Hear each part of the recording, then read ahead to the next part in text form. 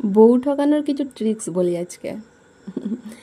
এক বউ তার স্বামীকে বলছিল, দেখো পাশের বাড়ির সাব্বির একটা 50 ইঞ্চি টিভি কিনেছে, তুমিও একটা কিনে আনো। তার স্বামী বলল, প্রিয়তমা, যার কাছে তোমার মতো সুন্দরী বউ আছে সে কেন ফালতু টিভি দেখে সময় নষ্ট করবে? তখন সেই বউটি বলল, ও তুমি না, যাই হোক তোমার জন্য খাবার নিয়ে আসি।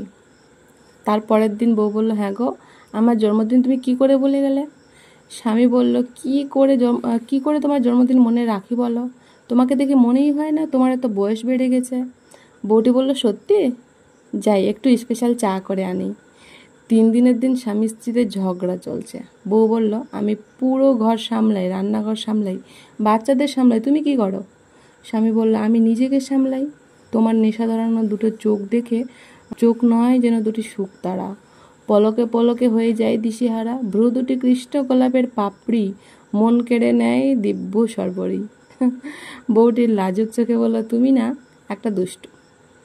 স্বামীর অতি প্রশংসায় গলে যেও না, জানবে তুমি এত মধুর বাণীর পিছনে কোনো চালাকি লুকিয়ে আছে। জেনে রেখো, স্বামী কিন্তু আসামি। এবার তোমরা হয়তো ভাবছো যে হঠাৎ করে আমি এই কথাগুলো কেন বলছি। আসলে সকালে গল্পের বইটা যখন খুলে দেখছিলাম, এই গল্পটা চোখে পড়লো, আমার পড়ে বেশ ভালো লাগলো, সেজন্য আমি তোমাদের সাথে শেয়ার করলাম। আসলে মেয়েরা এরকমই, মেয়েদের মন না খুবই নরম। অনেকে আবার বলে নারী চরিত্র নাকি বেজায় জটিল। শোনো, নারী চরিত্র হলো অঙ্কের মতো, তুমি যদি বুঝতে পারো তাহলে সহজ, আর তুমি যদি বুঝতে না পারো তাহলে তোমার কাছে জটিল। কি তাই না বলো? তাদের সাথে তুমি ঠিক যেরকমটা ব্যবহার করবা, ঠিক সেরকম ব্যবহারটাই তুমি ফিরে পাবা। তুমি যদি তাদের সাথে নম্র, ভদ্র, একটু সম্মান দিয়ে কথা বলো, দেখবা তারা তোমাকে মাথায় করে রাখবে। কারণ আমিও একজন নারী, তো আমি এই বিষয়গুলো বুঝতে পারি। তোমরা এখন যে ভিডিওটা দেখছো সেটা ছিল আজকে সকালের ভিডিও। এই কচুটা আমার ভীষণ ফেভারিট, তো অনেকদিন ধরে খাওয়া হয়নি, সেই জন্য ভাবলাম আজকে একটু কচুই রান্না করি।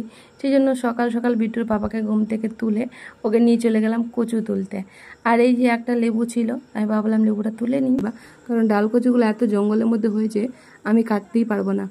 সেই জন্য ওকে নিয়ে গেলাম, তো সুন্দর করে আমাকে ডাল কচুগুলো কেটে দিচ্ছিল। আর কচুগুলো এত কচি কচি ছিল, কি বলবো, মানে এত টেস্টি হয়েছিল।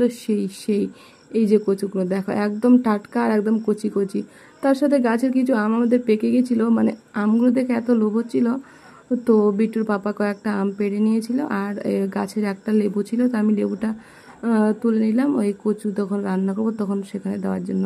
কচুটা রান্না করবো আমি কিন্তু মাছের ডিম দিয়ে। কালকে বিট্টুর পাপা মাছের ডিম নিয়ে এসেছিলো, তোমাদেরকে সেগুলো আমি শেয়ার করেছিলাম তোমাদের সাথে ছবিতে। তো সেটা দিয়ে রান্না করব। তো কেমন লাগলো ভিডিওটা জানাইও কমেন্টে। আর যদি ভালো লাগে তাহলে লাইক, কমেন্ট, শেয়ার করতে একদমই ভুলো না।